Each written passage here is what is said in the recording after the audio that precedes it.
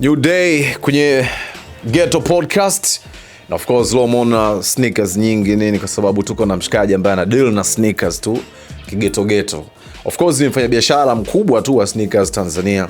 Anaitwa Mtu Babu Sneakers. Mimi ndo namfahamu hivyo. So madini ni mengi sana leo utaweza kufahamu history ya sneakers, the best sneakers na mambo mengine kama hayo. Mtu inakuaje? Safi mzee. Kama kaa? Kama dawa.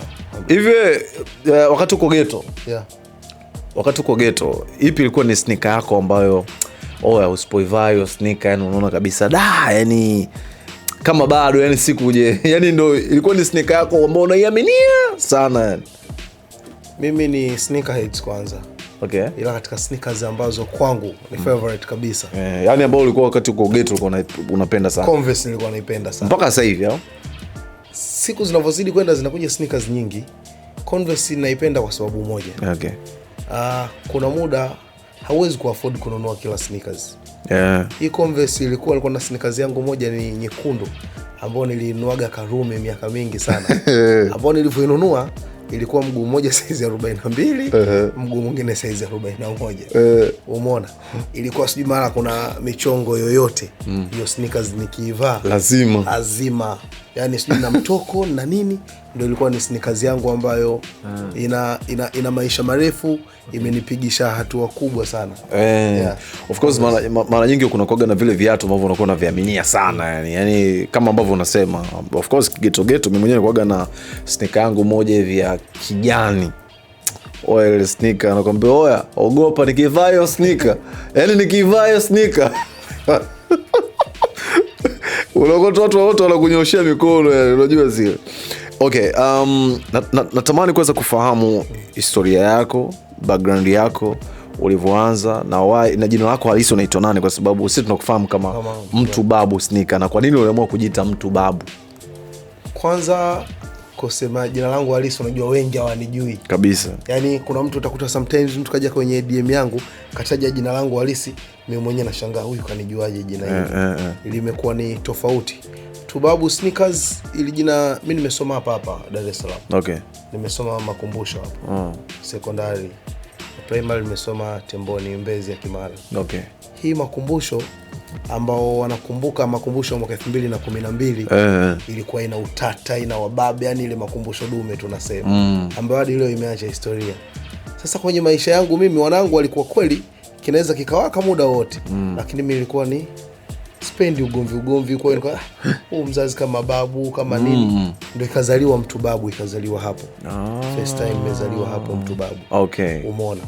Kwa hiyo kabla ya kuwa Mtu Babu Sneakers nimeishi kwenye maisha ya sneakers, na picha zangu za nyuma miaka 9 sijui Mtu Babu Store, sijui Mtu Babu nini, Mtu Babu Shoes, lakini ilivyokuja kuclick ile Mtu Babu Sneakers tayari ndio nikajipatia hapo Mtu Babu Sneakers hadi leo, verified and authentic sneakers, maisha yakaendelea. Okay. Safi sana. Inspiration umeshatuambia ya kufanya biashara, ukaamua kusema kwamba okay, mimi nataka nifanye biashara zaidi, especially kwenye biashara ya sneakers tu. Ndio. Hapo katika tujue bwana, kwenye maisha yetu ya kujitafuta unaweza kuona danki huko na danki huko. Ukiacha sneakers, mimi ni videographer mzuri sana. Okay. Unawachora tu kina mjusi hapa. Kama kuna kitu najua kama kuna kitu najua mambo ya high angle, low angle, aperture, ISO najua vizuri sana. Safi. Lakini huko kote nilipita ni kwenye zile njia za kujitafuta. Na mmoja wa walimu wangu walionifundisha mambo ya videographer ni mkubwa sana, anaitwa Kasoga. Okay. Nilikuwa nipo kule kwa sababu ya njaa tu. Brother wangu alikuwa akinibeba na ukota na niokotesha. Lakini mimi maisha yangu yote ilikuwa niko shule, ninatoka shule ninaenda kwenye maduka ya anko zangu. Okay. Nauza sneakers.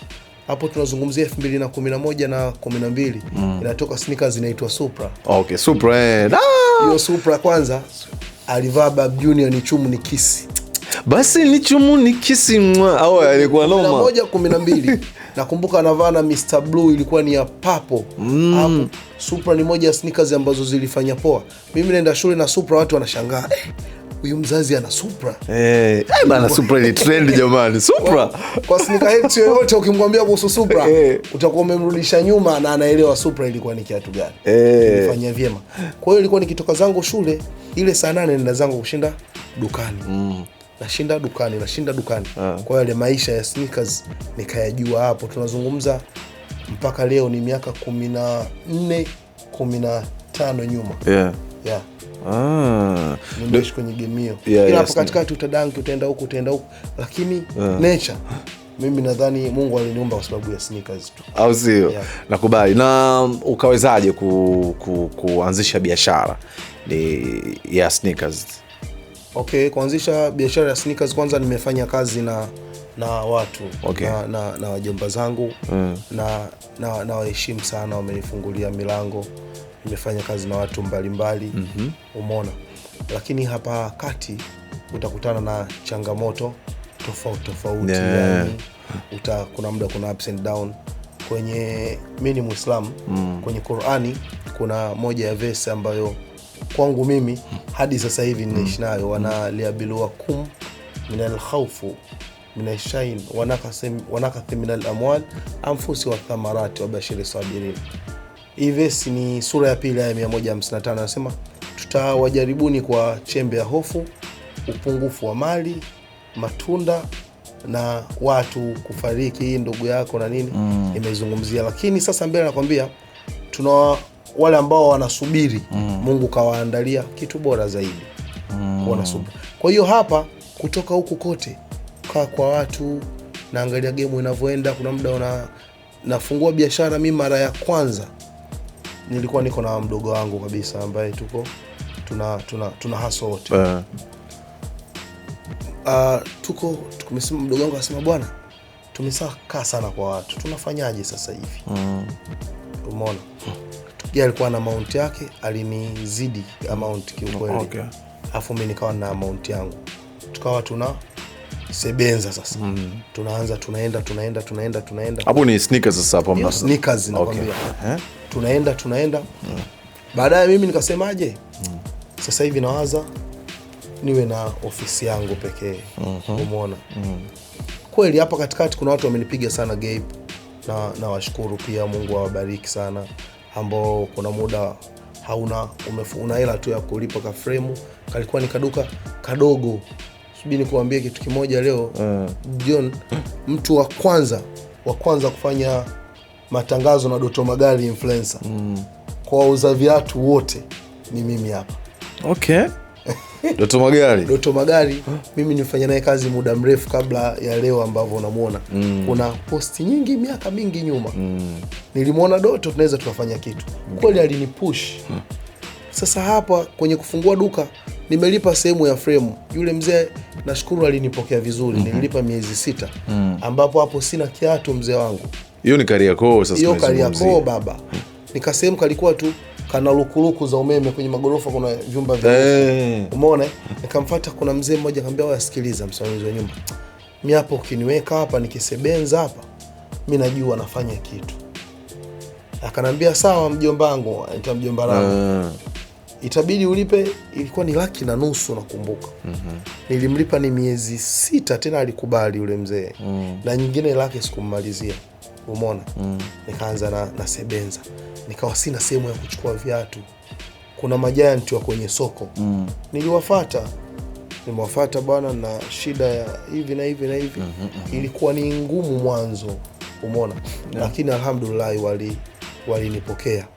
Ila sasa hapa kati hapa, mwanzo nilikwambia kuna biashara ina ups and down. Utakuta una drop kabisa ile ukiangalia. Ila muda huo ambavyo una drop, natengeneza brand. Najua kabisa natengeneza brand. Nikaangalia kwanza kwenye Gap watu wanajua sneakers, lakini hamna msemaji ambaye anazisemea sneakers. Hakuna mtu ambaye anajua sneakers gani itakuwa kwenye soko. Hapo ninavyokuambia biashara kule inaenda, lakini haijawa kwenye flow yake nzuri ambayo inahitajika. Una drop, utakuta una madeni ya watu, unajitahidi unayapunguza. Hivyo unaenda.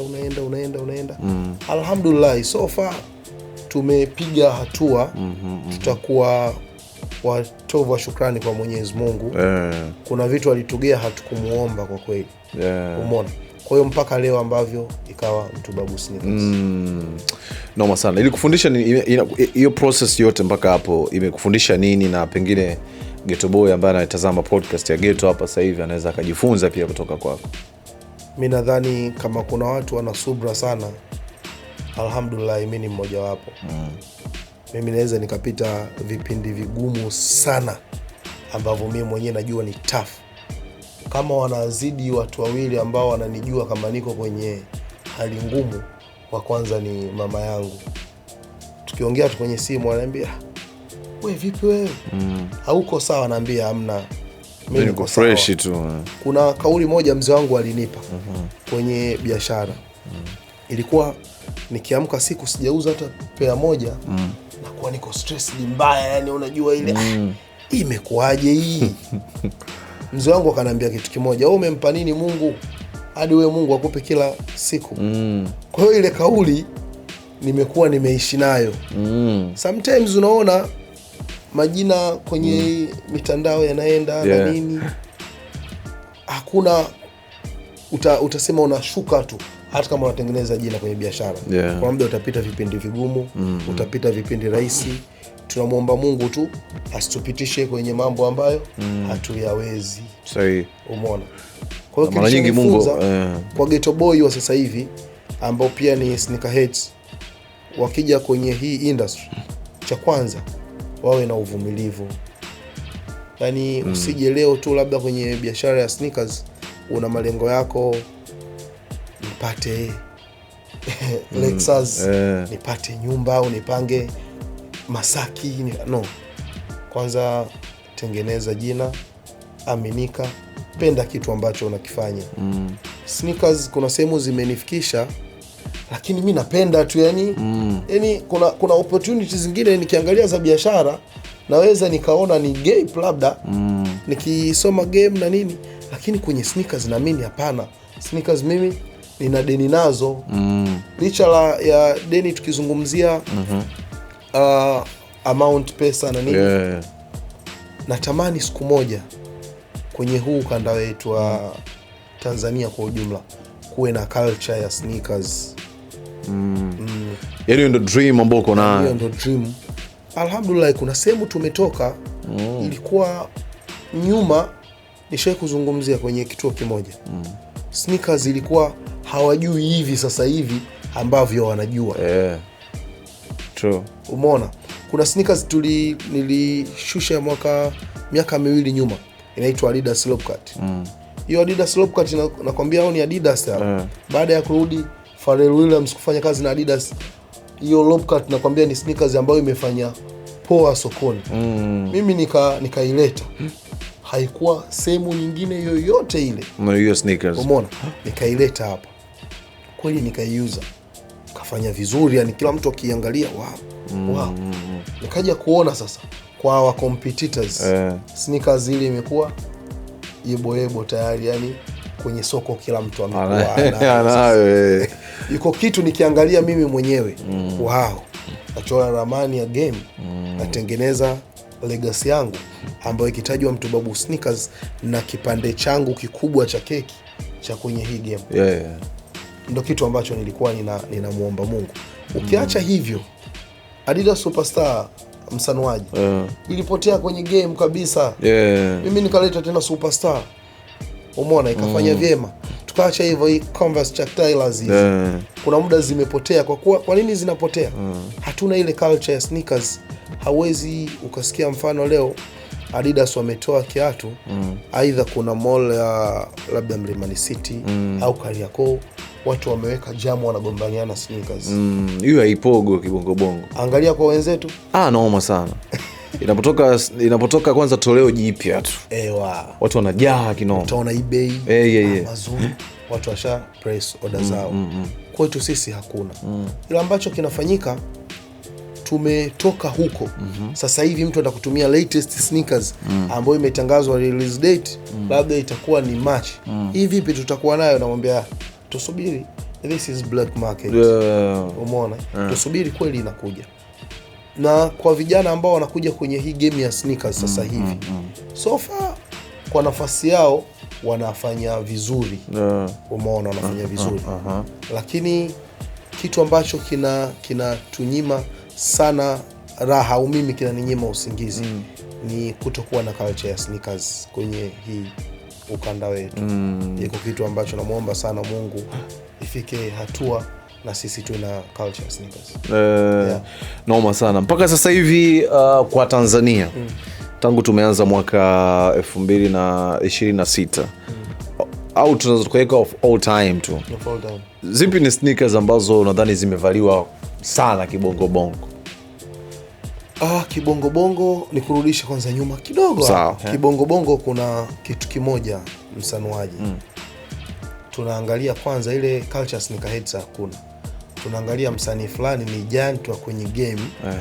Labda amevaa haya Louis V masoli makubwa haya. Nazungumzia kwanza kwa ukanda huu, afu nitatoka huko. Sawa. Sasa utakuta hao watu wengine, hata artist wengine nao watakula yale Louis V, labda maviatu masoli makubwa, watakula na majeje. Tutaenda kwenye njia hiyo tu. Umenifahamu? Hapo nazungumzia ni miaka 2 nyuma. Sasa hivi tumepoa. Tukija hapa 24, kila msanii alikuwa anavaa ile buto na jeusi, atavaa na suruali lake kubwa, ile buti litaonekana lina soli kubwa. Ambao utaona ni giant wa kwenye game bongo flavor amevaa hivyo. Umenifahamu? Kwa hiyo sisi hatuna ile culture ya sneakers. Utakuta hata hawa wasanii wetu wamekuwa wanafatana. Umeona kwenye kudrip yani kama tutaenda sasa hivi fulani kavaa Timberland. Tutaenda humo sasa Timberland.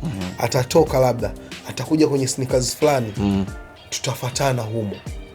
Kwa hiyo kwa ukanda huu directly kusema kuna sneakers zinafanya vizuri zaidi, kiukweli zipo, zinaingia zinatoka, zinaingia zinatoka. Lakini 100% hakuna.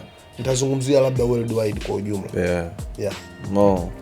Worldwide tukizungumzia kwenye kampuni, mtu ambaye mimi nimemkubali kiukweli, Pharrell Williams. Mzee kaua sana. Hapa katikati Nike waliyumbisha sana kwenye mauzo yao kwenye soko. Walikuwa wanatikisa vibaya. Lakini mzee alivyorudi tu kwenye game, nakwambia amefanya mapinduzi makubwa. Tunaona ma superstar. Hizi superstar ni Pharrell huyo. Umeona? Ambazo hizi zilikuwa ni miaka 6-7 nyuma huko zilifanya vizuri. Umeona? Amezirudisha kwenye game sasa hivi. Game iko hot. Ukiacha Pharrell Williams, Off-White tunazungumzia, zinafanya vizuri sana.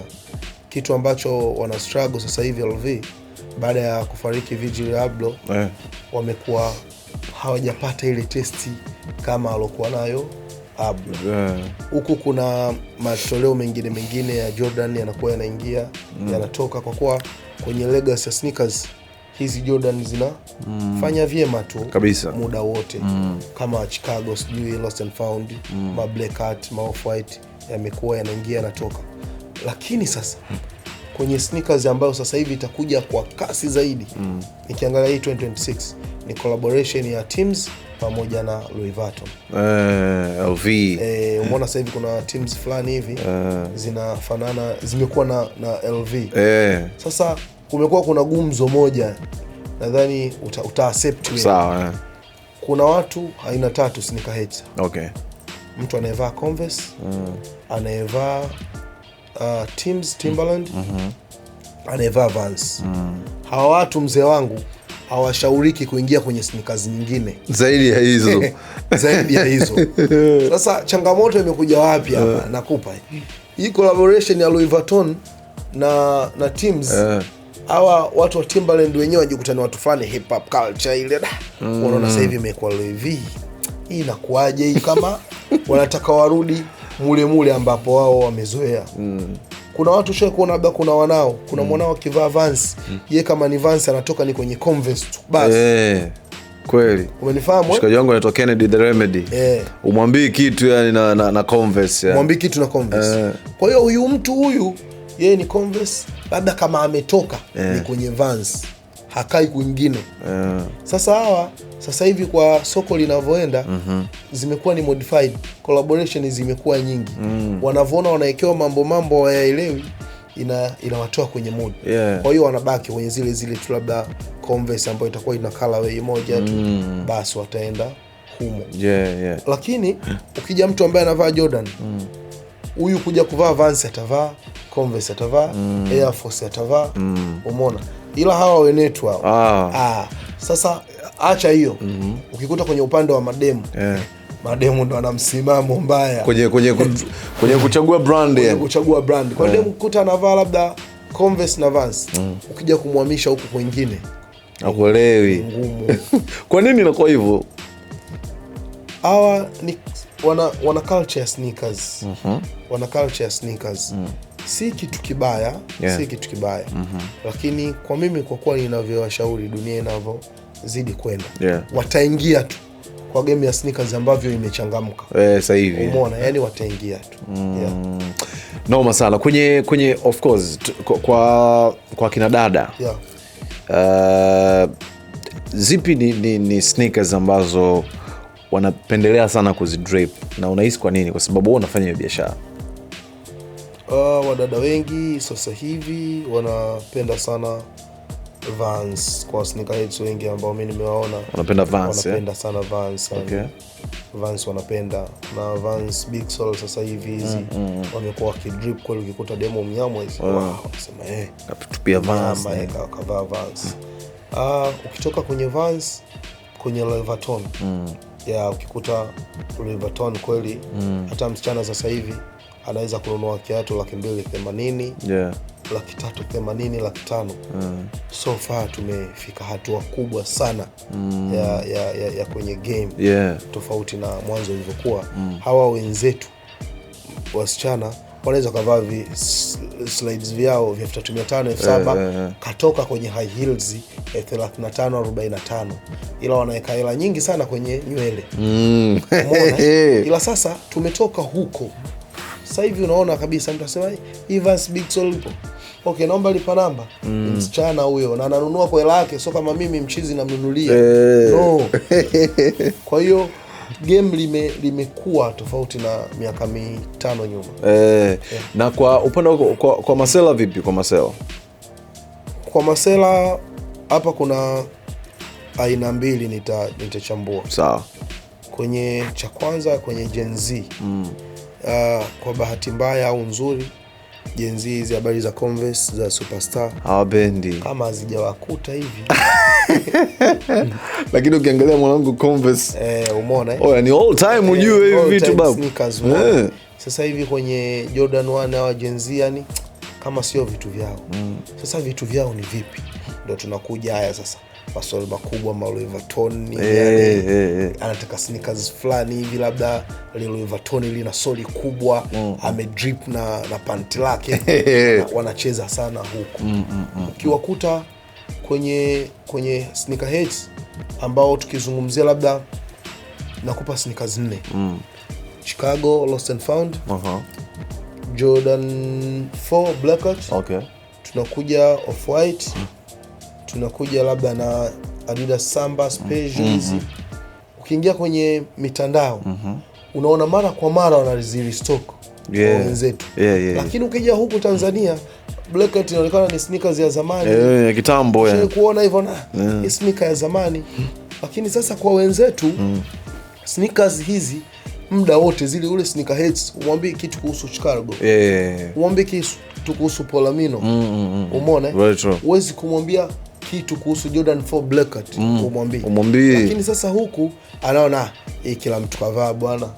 Mtu anaweza kawa na Air Force yake nyeupe, anazo hizo white piece 8, anaenda ananunua tena. Mmoja wa watu hao, Drake, alishai kusema anapenda sana Air Force nyeupe.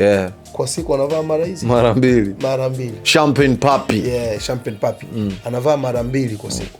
Kwa hiyo kwenye hizi culture ya sneakers, kama hawa vijana wa Gen Z nazungumzia, wakaingia in deep kwenye sneakers ambavyo tumekuwa tukielekeza, mimi nakwambia utaona watadili sana na hizi Converse sasa ya kwenye old school. And I think kwenye fashion sasa hivi kwa jinsi ambavyo nimekuja kunotice brand zile za zamani brand za zamani, kwa mfano kama Converse, kwa mfano kama Adidas, Samba au Superstar, yeah. Unaona yani Gen Z wanaanza kurudi nyuma kwenye fashion sasa hivi. Oldies sasa hivi ndo naona wanaanza kuzipenda, na sio tu kwenye sneakers peke yake, even hata kwenye mavazi, kwenye nguo. Yani unaona kabisa okay, ni oldies sasa hivi ndo zimeanza kurudi. Hata kwenye muziki sasa hivi Gen Z I think wanasikiliza zaidi muziki wa zamani tofauti na sasa hivi. Okay, unahisi ni kwa sababu gani zaidi vitu vya zamani sasa hivi ndo wanaanza kuvipenda Gen Z? Mfano naweza nikakwambia kuna kwenye hizi Adidas, kuna Adidas Samba ni viatu vya zamani sana. Kuna hizi Adidas Special ni viatu vya zamani. Kuna Adidas Gazelle ni viatu vya zamani. Tukija kwenye game nzima ya sneakers, kitu ambacho kinatokea Gen Z wanavipenda, utakuta wanaangalia labda kwa kipindi hiko kuna mkongwe alivaa, afu alivovaa tumekuja tunabadilika sasa. Kwenye kizazi chao kuna msanii amevaa. Umeona? Sasa unaona kumbe hii ni unyama. Kwa bila kuona fulani amevaa, umeona? Au kuona kama hivyo anasikiliza sana muziki, wanaangalia muziki sana kuliko nini, huwa ni ngumu kuwashawishi. Kwa hiyo ukiangalia labda kuna baadhi ya ngoma imefanya vizuri, watu wamekuwa old school, wamepoa, kwa wanajikuta wanaingia wanakaa mole. Lakini so far kwa upande wako unavyoona, zipi ni sneakers ambazo kwako unaona ni timeless made, yani zimetengenezwa na zitaishi pengine for 10 years to come? Sneakers ambazo zitaishi tuseme tufanye 50 years. Sawa, miaka 50 umeipa. 50. Tutaenda tutakavoenda, lakini zitakuwepo. Timberland mzee. Tims. Tutafanya itakavofanyika. Timberland yani itaendelea kuwepo namba moja. Sneakers namba 2 Converse Chuck Taylors. Hizi hapa Converse, okay. Converse zitaendelea kuwepo sana. Sneakers namba 3 Vans zitaendelea sana kuwepo. Sneakers namba 4 Air Force, okay. Nazungumzia kidonge, ni iwe white iwe black. Hizi bado zina maisha marefu sana. Kuna sababu nyingi ya kufanya hivi viatu vinakuwa vina maisha marefu. Safi. Unajua hizi sneakers ni culture. Ni sneakers, labda mtu akwambia sneakers ni nini, au sneakers mtu anatamani kujua. Of course. Sneakers ni kitenzi cha Kiingereza kilichotokana na neno tu sneak. Yani sneak. Kutembea polepole, isokuwa na makelele. Mnamo mwaka 1900 huko, watu walikuwa kivaa viatu wakitembea unasikia ti. Umenifahamu? Kwa hiyo baadaye kilichokuja kufanyika, sneakers hizi ni viatu ambavyo havina makelele, vipo comfortable. Umeona? Ndio neno la sneakers likazaliwa 1917. 1917 ni wanafamilia wawili wa Ayer family wa Marekani. Okay. Ndio hii ni kampuni ya matangazo. Ndio wakatoa ile neno sneakers. Okay. So far sneakers ni kiatu chochote ambacho kitakufanya ukawa comfortable. Ukatembea hakina makelele. Lakini hivi vilianzia kwenye michezo, kwenye basketball. Okay. Vikaenda vikatoka vikaja kwenye fashion. Ndio hadi leo tunasikia sneakers mpaka sasa. Kwa na kitenzi cha Kiingereza to snake. Yes. Okay. Kwa nini unahisi zile brands za hivyo viatu ambazo umezitaja zinaweza zikadumu katika miaka 50 ijayo? Hawa walifanya kazi kubwa sana na kuendelea kutengeneza legacy yao ya biashara yao. Umeona? Kila siku hawa Converse, nimezungumzia Converse Air Force hawa. Kwanza wanafanya matangazo kila leo. Umeona? Hapo kwenye matangazo ambayo wanafanya, wamefanikiwa kwenye mambo kama sio matatu ni manne. Okay. Hizi sneakers zao hizi wameweza kudeal na soko kwanza la mabinti. Wanavaa wazee wanavaa, sijui wamama wanavaa, wababa wanavaa, watoto wanavaa. Na huku wakatia nguvu sana kwa watoto na kwa wanawake. Walivyoweka nguvu huku, baadaye kwenye promotion yao wakaja kwenye wanamichezo, wakatia nguvu, wakaja kwenye musician. Unaona DJ Khalid anatangaza sana matangazo yao sana. Umeona sana ya Jordan sana. Umeona ya Force wanatangaza sana kila siku, japo wanabadilika kutoa hizi nyingine, lakini kuna zile white zitaendelea kuwa na legacy kutokana na zilivyotengenezwa, hazina mambo mengi, haziko complicated. Uikuti siju kwenye laces, ina vyuma, ina makorokoro, au Vans utaikuta ipo tu simple. Mtu anaweza katoka kama hii Force yangu naweza nikaingia nayo kazini, hai complicate. Hii Vans naweza, au Converse nikatoka na safari yangu ndefu, akawa comfortable. Kwa hiyo hivi viatu vitadumu sana. Kuna collaborations siku hizi ambazo zinafanyika kwa artist, msanii fulani, labda unaweza kukuta labda Travis, ndio Travis Scott, Travis Scott, yes, ana collab na Nike, umeona, au na Jordan Low, ambazo anakuwa na nani. Unadhani hiyo partnership huwa inatokeaje na why? Yani kwa mfano sisi kwetu tunakuwa ni vipengele, though bado kwa sababu ya miundombinu na issue guys. Ni bad news, sipendagi kuizungumzia sana. Mimi binafsi inaniumiza. Kwa ukanda wetu huu tuliopo sisi ni black market, ambao tunazungumzia kwa Afrika. Hizi stores za Nike zipo South Africa. Umeona hapa hakuna store yoyote ya Nike. Umeona. Kwa hiyo kama hakuna store yoyote ya Nike, haiwezekani wakaja, japo wanaona, sio kama wasanii wetu hawasikiki. Hawajaleta bidhaa yao hapa. Umenifahamu? Wanakupa vipi wewe collaboration na wewe? Inakuwa ni ngumu kidogo. Sahihi. Hiyo ndo nadhani ni sababu kubwa. Hawa wasanii wetu wanafanya vizuri sana. Lakini kwenye hizi collaboration bado kuna vitu vingi, ikiwemo kwenye biashara yao. Wako inspiration kwa watu gani? Umeona sometimes True. Hizi beef zinasaidia sana kwenye biashara ya sneakers. Vibaya mno. Umeona. Lakini tunachoomba, kama siku moja hapa isiwe black market, tunaweza tukaona huko wamefanya vizuri kwenye sanaa yao kwanza, wakaze wakatoboa abroad. Umeona tukaona kwenye chat kubwa kwenye kazi zao zimevuka, wataangaliwa na huku. Sahihi. Partnership kwa mfano za Travis, au tunaona kama DJ Khaled hivi, unaona watu kama wasanii wa kimataifa kama kina Central C na wengine. Partnership zao za collaboration, yani ile uwezi zinatokeaje? Hizi mpaka brand inaamua kusema ina collab na wewe kwa ajili ya kuwa partner kwenye utengenezaji wa brands wa bidhaa zao. Cha kwanza wanaangalia nguvu yako kwenye jamii. Na kitu gani wanataka watengeneze muda huo. Tuzungumzie Gen Z. Kama unakumbuka miaka ya nyuma hapa, nani alikuwa wajui Migos? Kila mmoja alikuwa anajua Migos. Nani alikuwa mjui Travis Scott? Kila mmoja anamjua Travis Scott.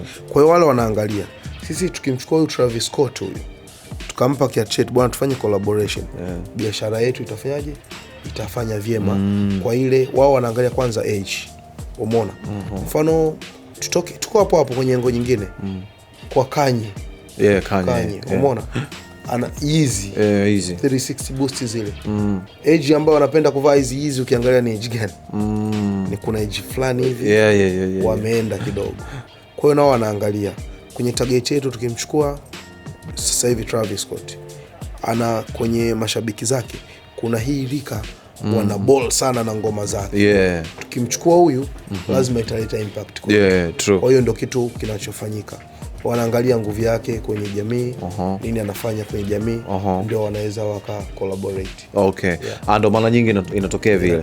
Ndio maana wanaamua kuchagua kwamba labda toleo hili tunaangalia litakuwa ni la Travis, Air Jordan nini. Tutachukua Hidak Mocha, tutaangalia sasa hivi akishapiga ya ataua. Kuona wala kiangalia mashabiki zake watauza sana kwenye takwimu zao. Huwa wanaweka kabisa age fulani nimenunua sana kiatu fulani cha msanii fulani. Mfano kama mimi Mtubabu Sneakers. Mimi naweza nikakwambia kiatu changu nilichouza 2020 nilichouza zaidi na nikakutajia pea.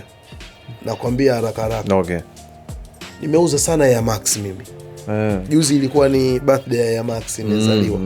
Kiatu ambacho kwenye ukanda huu ukataja viatu ambavyo vimevaliwa sana. Huwezi kuitaja ya Max. Kabisa. Mimi nimeuza ya Max PC 1612. Hiyo ni kwa mtu mmoja ambaye wewe umekuja umenunua, yule kaja kanunua, yule kaja kanunua, huyu kaja kanunua. Tuacha wale ambao wanaenda wanauza. Hapana, tunazungumzia individual. 1612 ya Max 19 hiyo. Naweza nikasema hii Superstar imeuza PC 200 kama na 76 kutokana na takwimu ambavyo zinaenda na kwa muda huo. Kwa hiyo unakuwa unajua na kwa watu ambao nimewauzia labda nikaangalia hiki kiatu bwana kwa namna fulani age nimeuza sana na kuwa nagundua. Kwa hiyo na wao kwenye takwimu zao wamekuwa wanajua kabisa hii target yetu ni watu fulani. Sawa, watu wengine wataingia, biashara itaendelea, lakini huwa kuna target ya biashara hiyo. Yupi ni msanii wa Bongo ambao ukimwangalia unaona kabisa kwamba huyu yani kwenye sneakers ni mnyama? Utakaonigombanisha na labda yani ukimwangalia unaona ni mnyama kwenye drip zake za sneakers zake ambazo anavaa, lakini pia unaona ana idea ambayo kama akija kupata labda nafasi ya kukolabo na watu kama na hiyo brandi anaweza kafanya massive yani. Kiukweli Janjaro hayupo kwenye game muda mrefu. Dogo Janja. Kwa nini Janjaro? Mtu ambaye mwanangu unaangalia sneakers zake. Kuna sneakers sometimes tuko tunaangalia hivi kwenye mtandao, hii sneakers niilete. Unashangaa mzazi unatembea Instagram, hii jamaa kaiminya tayari. Unajua yuko mbele kabisa, unaona mnyama. Hawa wengine hawana culture ya sneakers. Umeona wanavaa kweli sneakers lakini hawana culture. Kwa hiyo kwenda na game ile sambamba Janjaro noma. Janjaro. Kwa unanipa bonus? Endelea. Wataje na wengine. Kwa DJs. Okay. Ali B massive. DJ Ali B mnyama sana. Anajua sneakers. Sio kila sneakers anachukua kwangu, labda watu watasema sneakers za Mtubabu no. Kuna sneakers zingine anachukua huko abroad. Lakini unajua kabisa wewe mzee, hii noma hii. Naomba picha yake ni. Umeona? Kwa footballers Dickson Job. Sneakers anazijua sneakers sana. Umeona? Kwa engo hiyo naona hao noma kabisa. Na umemtaja Pharrell na the late Virgil. Kwa nini hao watu nadhani wameleta mapinduzi kwenye soko la sneakers duniani kwa upande wako? Japokuwa najua hapo wengine pia kama kina Kanye na wengine. Cha kwanza nijitolee mimi mwenyewe mfano. Sawa. Mimi nipo kwenye game miaka 13 sasa hivi. Yaani nimekuwa ninajua game. Umeona hii kiatu kuna picha yangu mimi nimekivaa kama miaka 7 nyuma iliyopita. Acha bana. Niko mdogo. Umeona? Nilivaa hii sneakers. Alafu nikaja nikaitoa tena mwenyewe. Nikairudisha sokoni. Ni kwa nini? Kwanza exposure. Wanapenda hiki kitu. Umeona? Pharrell amekuwa ni mbunifu mzuri sana wa mavazi na wamekuwa wana uniqueness yao kwenye game hii. Hata kama ni musician una kitu chako, tukikipata labda tukimsikia tu msanuaji drip check, labda tumemsikia fulani, una identification yao. Kwa hiyo Pharrell amefanikiwa hapo. Labda haraka mimi nikisikia tu msanuaji na nijia nini kishani what's poppin ile what's poppin nikisikia tu na mjua ya msanuaji huyo. Kama nitasikia kwa mwingine hapana, nitajua ya kwako ndio yenyewe. Kwa hiyo hawa watu wamekuwa wana uniqueness yao na exposure. Ablo amekuwa ni mtu fulani wa color fulani hivi, zile off white watu wengi wanapenda zile rangi fulani ya zishout. Kwa hiyo waliweza kuwin kwenye soko na exposure, wanafanya vitu ambavyo wanavipenda. Ndio maana wameweza kumaintain kukaa kwenye kitu kimoja. Ndio maana wewe unawataja kama ndio the best, yani wakali kwenye masuala ya sneakers. So mwingine anaweza kusema kwa nini hujamtaja Michael Jordan? Mtu anaweza akawa na swali hilo. Of course. Sasa Michael Jordan ni partner, watu wamechukua tu brand yake ile amedunk na nini. Kwa hiyo si mwana mitindo. So ile ilikuwa ni partnership ya kibiashara. Partnership ya kibiashara. Kwa sababu yeye ndio anaingiza mkwanja, maisha yanakuwa yakiendelea. Bana noma sana. Sasa tuzungumzie pia kwenye issue ya biashara. Unafanyaje biashara yako kuwa ya kitofauti, na pengine inawezekana pia ni ushauri pia kwa mtu mwingine kuweza kuifanya biashara yake kuwa tofauti? Biashara hii imekuwa ya utofauti yangu mimi kwenye engo kama 3. Cha kwanza, mtu yote ambaye ni sneakerheads, inawezekana hajanunua sneakers kwangu, akisikia tu Mtu Babu Sneakers anajua tuna keki yangu kubwa kwenye game. Umeona, nimekuwa na cha kwanza, hii game niliona miaka 3 nyuma. Mimi ni ndo miongoni mwa watu kwanza hapa anaelezea sneakers. Hakuna mtu ambaye alikuwa anaelezea sneakers. Hamna mtu ambaye anakaa anaambia bana, hii imetoka tarehe fulani, imeuzwa pair fulani, namna ya kutunza sneakers. Iko kitu hapa kulikuwa hakuna. Nimeisafisha ile njia. Hiyo ni uniqueness yangu ya kwanza ambayo watu wengi wameweza kunifahamu. Nashukuru watu walikuwa wafahamu sneakers hivyo.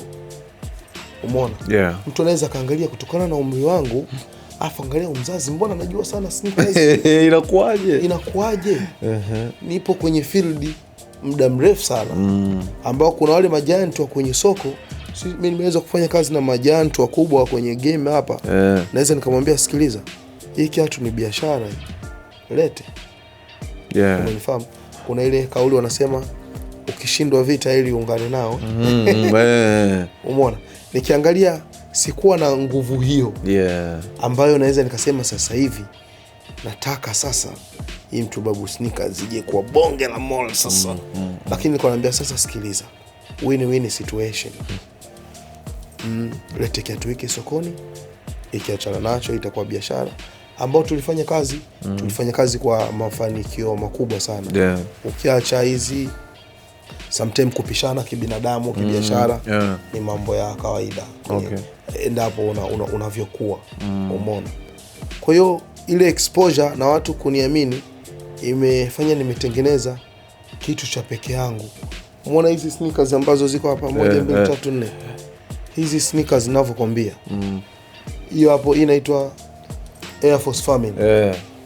Mimi nitatoa milioni 5 sasa hivi kama mtu ataileta hii same tofauti na Mtu Babu Sneakers. Acha noma. Ndani ya siku 3. Jamani, hiyo inaitwa Nike Familia. Noma sana. Unaona, hiyo ni misitu iliyoko Brazil huko. Nani anaweza kuwa na sneakers kama hiyo? Inaweza ikaja, umeona? Inaweza ikaja mwezi na nusu huko watu wakafanyaje? Wakaifyatua, ndio itakuja. Lakini ukiangalia kuna hizi sneakers ambazo, hiyo Converse pia mimi nakwambia kuna hiyo hela niloweka, mtu ambaye atakuja na Converse hiyo kama hiyo.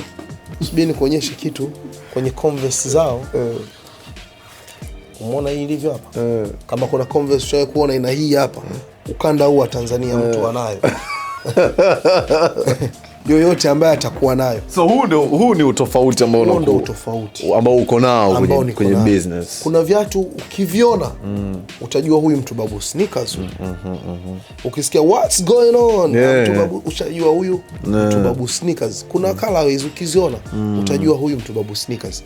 Japo kwenye huu mwendo wa biashara wengi wa wafanya biashara kuna kitu hatukipendi kinaitwa sale. Umeona, labda kiatu malengo ilikuwa niuze labda 120,000, utakuta kinakuja kinauzwa 10,000. Umeona, biashara inakuwa inashuka. Kwa nini? kuna vipindi unaleta sneakers, unajua hii sneakers imefanya vyema kwa wenzetu, ukajua hapa itafanya vyema hivyo hivyo, ikakuja kuletea mabadiliko tofauti, kwa hiyo na ulivyotarajia kwenye biashara zipo. Umenifahamu? Utakuta unajua hii sneakers nikiileta hii itafanya vizuri kweli, ika bounce. Sasa hii exposure imenifanya kuna vitu najua kabisa hii sneakers itafanya tu vizuri. Mambo mengine ndio ile Mungu atatujaribu tu kwa chembea hofu, biashara itaenda, itashuka, mambo ya kawaida. Kwa hiyo ile exposure yangu kubwa, nimekuwa na uniqueness. Sasa hivi mimi ukiniambia labda hii sneakers utofauti wake wa kwanza ni nini? Umeona pale mbele? Inako dry pale. Nimeiona iko dry. Huwezi kukuta sneakers inako dry. Ndio maana nilishtuka nikasema hii sneaker mbona ya tofauti sana. Umeona? Kwa hiyo umeona ndani huko material na sponge pia. Au kuna kitu kingine nipende kuelekeza kwa sneaker heads. Wengi wamekuwa hawajui. Hii ni kauli ngumu lakini watu wafahamu. Sawa. Sio kila sneaker ukasikia labda hii ni ngozi ndio original. Haiko hivyo. Okay. Si kila sneakers zinatakiwa itengenezwe na ngozi. Hapana. Kuna sneakers nyingine materials yake yenyewe ameleta kama hiyo ni original, lakini ni kitambaa, kuna ngozi humo. Hamna ngozi hapa. Hamna ngozi. Hapa kuna nini? Kuna dry. Humo ni mchanganyiko. Umeona kweli leather ipo? Pia hakuna leather. Kwa hiyo watu wajue.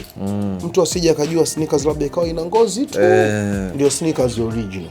Haiko hivyo. Sneakers inaweza ikawa na sponge, ni original vile vile. Okay. Hilo pia ndio hiyo sehemu ya uniqueness yangu ambayo kwako. Nyingine, mimi mtu anaweza akaja akaniambia mtu babu, 1,000,000 hii hapa. Wewe utajua kiatu ambacho mimi ninavaa na kuacha wewe sasa 1,000,000.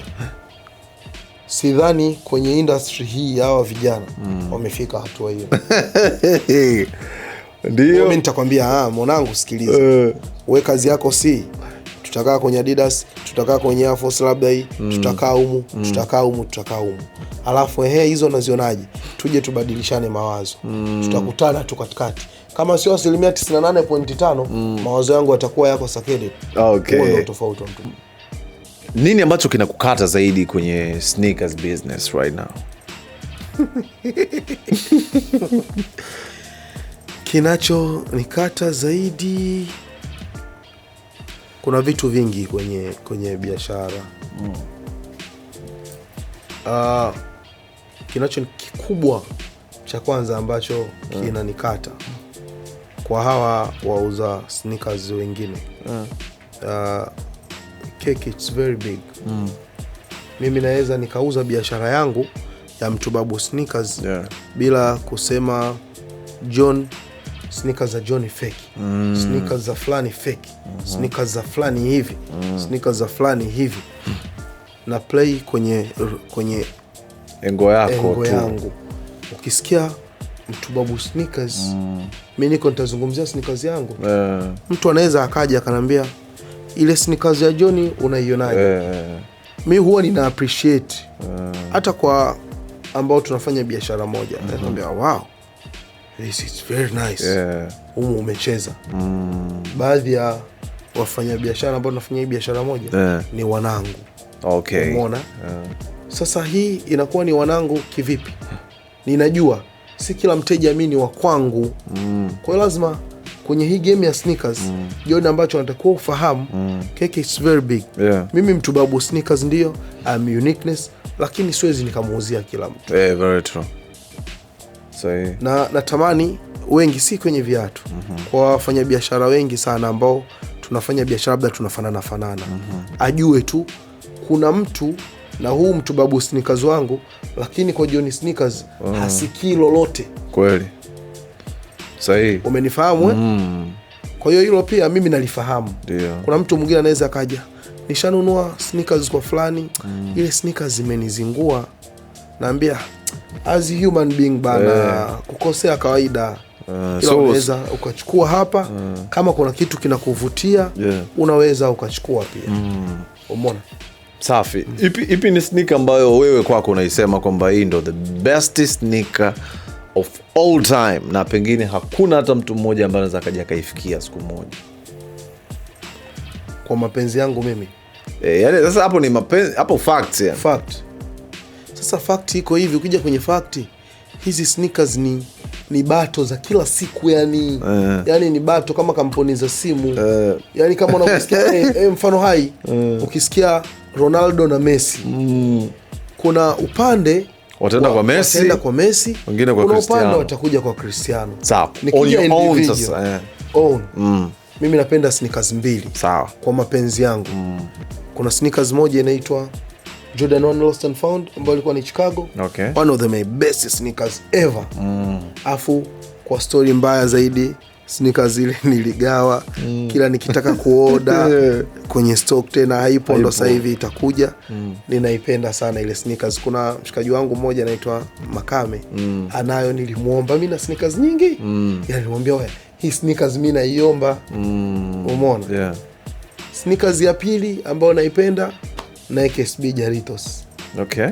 Hii Jarritos ni matunda ya Kimekiko au Kimexico. Okay. Ambao wali collaborate na Nike hawa. Wakatengeneza Nike SB Jarritos. Ilikuwa ni sneakers bora ya mwaka kwa mwaka 2023 kuelekea 24. Okay. Hizo mbili kwangu ni sneakers bora. Tukija bonus najipa mimi mwenyewe. Ninaipenda Converse yangu ile red ambao nilitoka nayo kwenye mitikasi yangu ya kutafuta ugali.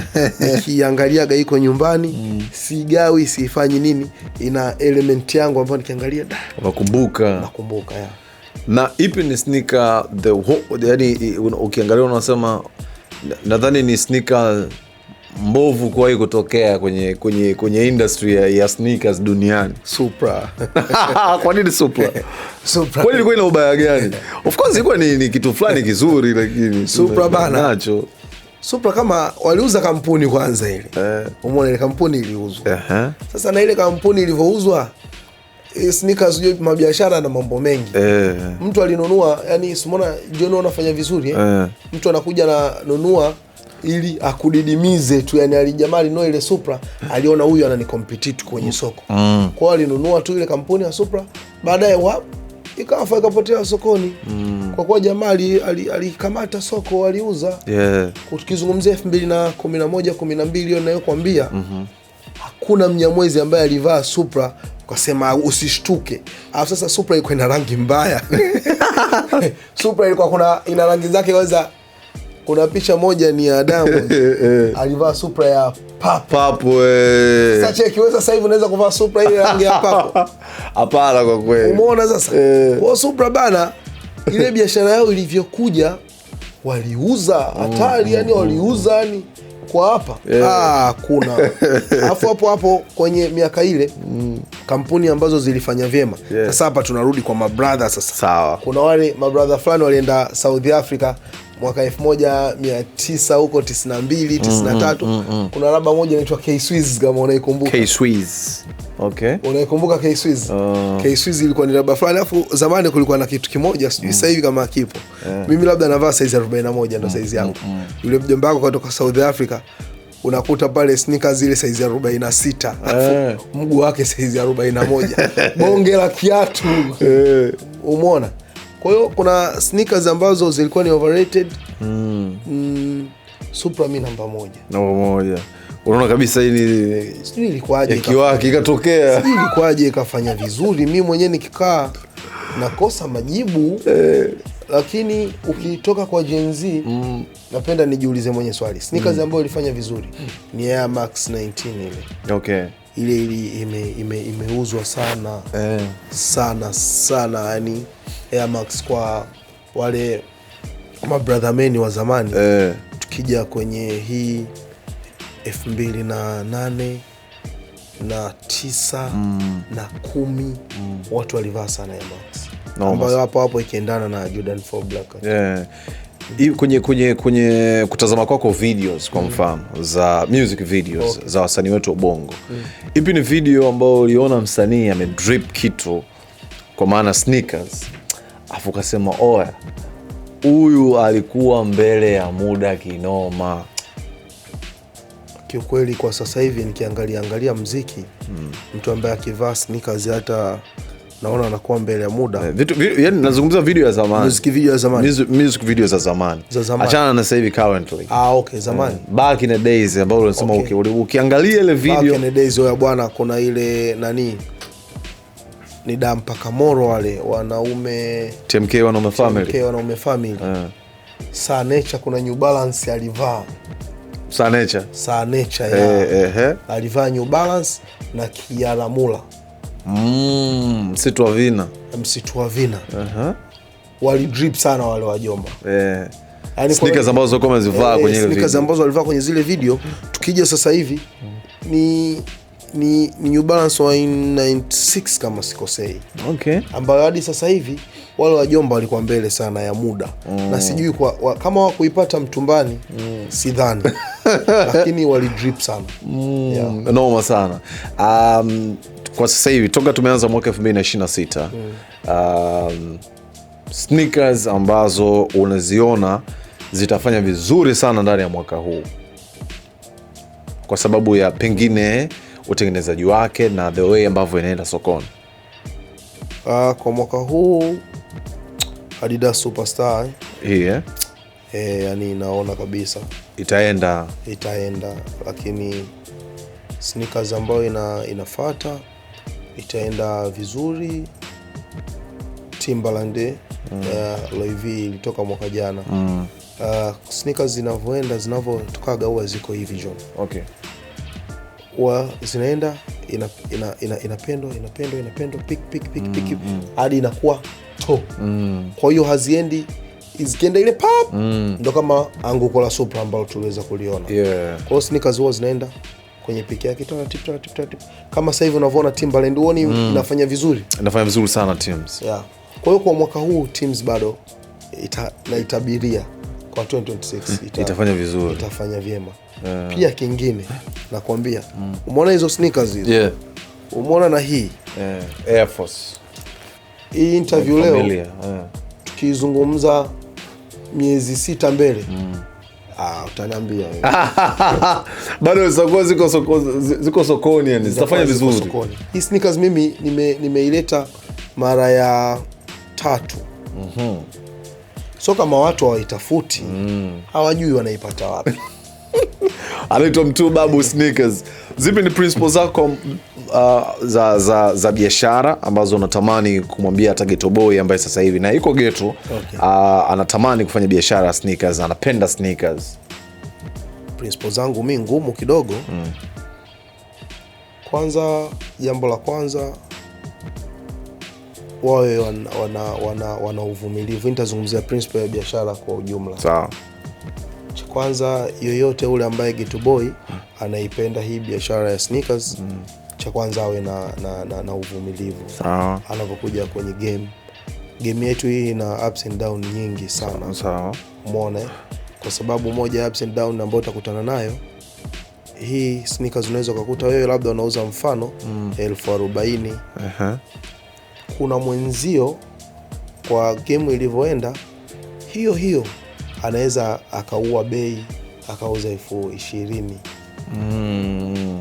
Kwa hiyo hivi vipindi hivi, hata ukiwa giant kwenye biashara, ujue vipi utakabiliana navyo. Okay. As long as unaamini kwenye quality yako. Safi. Kwa Ghetto Boy, hilo ndio jambo la kwanza. Jambo la pili ambalo nitamshauri, awe msiri, yani sio kila jambo lake la biashara anakaa anazungumza, sneaker hii bwana, hii noma, hii imefanya vizuri. Mimi nakupa siri moja, sio kama si sold out, huwezi kukuta biashara yangu nimeandika sold out baba, hata siku moja. Kwa nini? Kwa nini huwezi kukuta nimeandika biashara yangu sold out? Na kazi zangu tu kimya. Kama utakuja naambia hii bwana tumemaliza saizi. Umeona? Siandiki sold out, nitaweka gap la kufanya kujua kumbe hii ina demand. Umeona? Okay. Utajikuta unawasanua competitors wako. It means uwe msiri. Hizo ni principles zangu mimi. Si za soko sasa.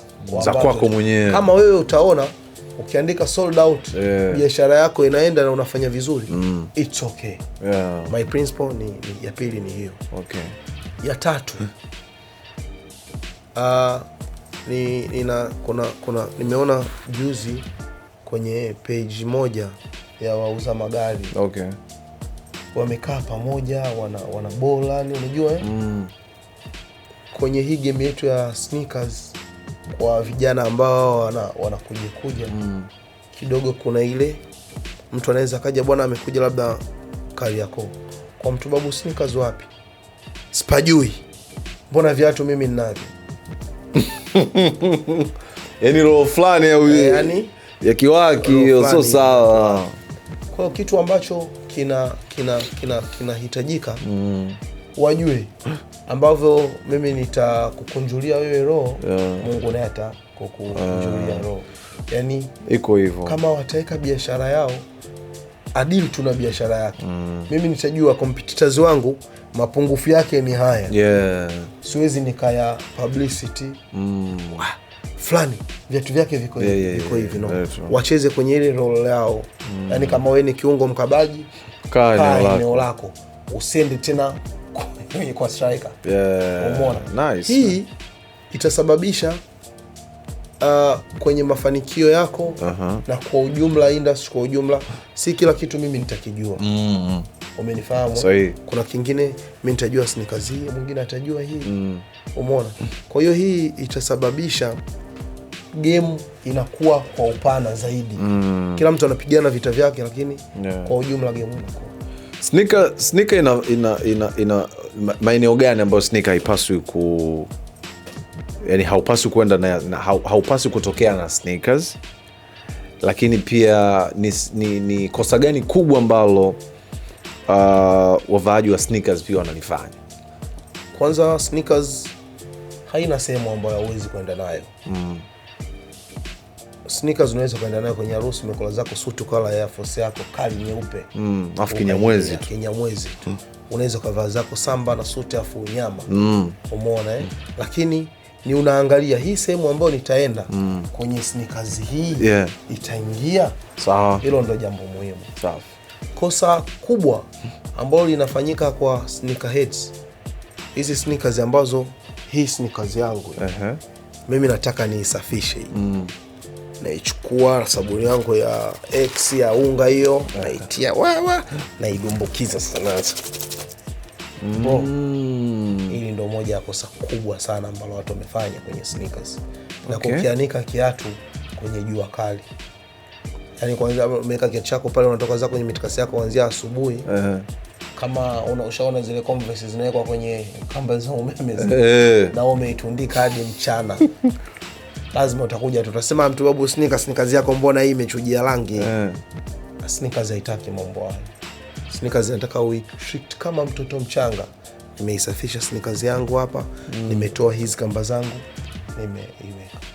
So unaruhusu kuianika juani? Unaweza kuianika kwenye ile asubuhi labda saa 2, saa 5 itoe. Usiweke sneakers yani ikaloa kama unaloweka t-shirt nyeupe. It's big mistake. Thank you man. Mtu Babu Sneakers. Muuza sneakers gani namkubali jamani? Sawa. Muuza sneakers gani ambao namkubali? Uza sneakers ambaye namkubali wako wawili. Okay. Ambao kiukweli mimi mwenyewe nikikaa mwanangu, unaona kweli hawa wanauza sneakers. Wanaijua sneakers na wanajua sneakers. Namba 1 kuna mwamba mmoja anaitwa Footcut. Okay. Mnyama mzee wangu. Yani ni mnyama kweli, anajua sneakers. Namba 2 bwana mdogo sana. Anajiita 28 Premium Goods, Gen Z huyu. This guy anajua sneakers. Hata kwenye page zao anachambua sneakers. Unaona yani yuko sawa yani. Yuko sawa Nice. Kuna wengine wapo wanapambana wanafanya vizuri kwenye ngo yao, still marathon continue. Yes sir. Si kama wafanye vibaya na wao, no. Wanafanya vizuri kwenye ngo yao. Man, thank you so much for your time. Thank you. Sisi hapa tuna mashavu kutoka Tutume. Okay. Tutume ni kampuni ambayo unaweza kusafirisha bidhaa zako ukawatuma wao. Kwa mfano wewe mzigo kama hivi ukinunua ukichukua kutoka kwa Pharrell pale, una communicate naye Pharrell, bana mzigo wangu Tutume ndio watakaofanya hiyo kazi ya kuhakikisha kwamba mzigo wangu unafika Tanzania fresh bila shida aina yoyote. Kwa hiyo unaweza kucheki Tutume ukafanya nao kazi. Sasa naomba niulize, Tutume sisi mizigo yetu bana huwa tuko black market. Mizigo yetu mingi inatoka China. Okay. Kwenye ukanda ule wapo vizuri kabisa na wana huduma ya maji vizuri, yani maji. So maana jue kwenye hii maji na kwenye ndege hii biashara yetu mzee, hii kidogo labda biashara ambayo utapandisha kwenye ndege mara nyingi ni sneakers za kuvaa mimi 10, 15, 20. Lakini ile stock kabisa uwezo kuweka unaweka kwenye maji kila sehemu hapo. Kama Tutume wanafanya kazi hiyo, utabidi ufanye nao kazi, au sio? I don't know my man. I hope utakuwa umejifunza leo kuhusiana na sneakers, kwa sababu najua ghetto boy na ghetto girl ni watu ambao wanapenda kudrip, wanapenda kupendeza. Sometimes ghetto naomba nikuulize basi kabla hujafunga. Sawa. Sometimes ghetto tunapenda yani vitu kama hivi. Na sneakers gani wewe unaipenda kuliko zote? Sneaker yangu bora ya muda wote I say ni Air Jordan 1. Ziko nyingi. Ni Air Jordan. Air Jordan 1. Air Jordan is my best sneakers of all time. Lakini pia na toleo la sneaker ya Travis Scott. Yeah, of course I find Jordan. Jordan 1 Lows. Noma sana. Hiyo ni sneaker yangu ambayo yani uniambie kitu. Lakini nyingine Air Force. Ipi? Air Force 1 bro. Nikuchagulia kuvaa? Hebu chagulie. Umeona kwa mfano, umeona kama Air Force nyeupe ya Dr. Dre? Nimeiona. Asa Air Force ya Dr. Dre. That's my favorite sneakers, man. Umeona hii? Hii uniambie kitu. Na hivi kuna mbongo ambaye aje kuvaa sneaker bwana? Hii imevaliwa sana bongo hii. Imevaliwa sana. Mimi nadhani imevaliwa, nadhani ndo sneaker ambayo imevaliwa sana bongo kuliko sneaker zingine zote. Sana imevaliwa sana hizo. Sana. Paka mwanangu wa Supra mimi siwezi kuvaa tena bwana. Mimi nilivaa kipindi kiukweli, mimi kitu ambacho nitakushangaza, Supra hivi nishakumiliki Supra, nishakuwa na Supra kweli. Mimi nilimiliki, afu nikwambie sijamaliza. Supra yangu nikaibiwa bwana. Ile Supra bwana, kipindi kile mimi nimekulia Uswahilini, unajua. Tulikuwa tunaenda beach. Labda tunachanga sikukuu kama hivi, tunaenda zetu beach sasa. Ile Supra bwana, sijui imeibiwa koko pale, yani sina kumbukumbu nzuri. Lakini leo iliniuma, ilikuwa ina rangi fulani hivi, nitaipost picha yake. Ilikuwa noma, ila ilikuwa yake wapi, sasa hivi siwezi kuvaa. Mimi Supra, kuna mshikaji wangu mmoja alikuwa anaitwa Dennis, ndio alikuwa na Supra. Kwa ile Supra yake mimi ndio nilikuwa naivaa. Yaani kwa sababu tulikuwa na share, yani tulikuwa naye ghetto, kwa sababu mtendo sasa unaona Supra iko na tabia moja. Sasa hivi kidogo sneakers zimekuwa yoyote ukivaa sneakers it's Supra ilikuwa ina tabia hii moja. Mimi najua hiyo utaamini. Anayevaa Supra anaonekana na mzigo. Yuko financial stable. Lakini mimi wakati nakuwa mpaka sasa hivi I think umeona hii Converse tabaki kuwa the best. Yani hii ni moja kati, nilikuwa na Converse yangu moja ya kijani. Nikupe ya hizi Converse. Umeona, igeuze nyuma kwenye sole hivi. Okay, hivi. Umeona hizi news hizi? Hii ndio utajua kama ni originals. Nadhani sehemu nyingi watu hawajui. Wanauziwa ndio kisa Chuck Taylors. Umeona hii Chuck Taylors? Ndio Converse sasa. Sio kanua Converse aina hii. Chuck Taylor na hizi news. Chukua hiyo. Hapa mwanangu. Two Babu Sneakers, man. Thank you so much for your time, my guy, and big shout out to my team. Shout out kwa mwanangu Mjusi na mwanangu Frederick. Wame make sure kwamba una enjoy podcast hii ya Ghetto na unafurahia pia. It was a good moment, bro. Thank you. Bless, man.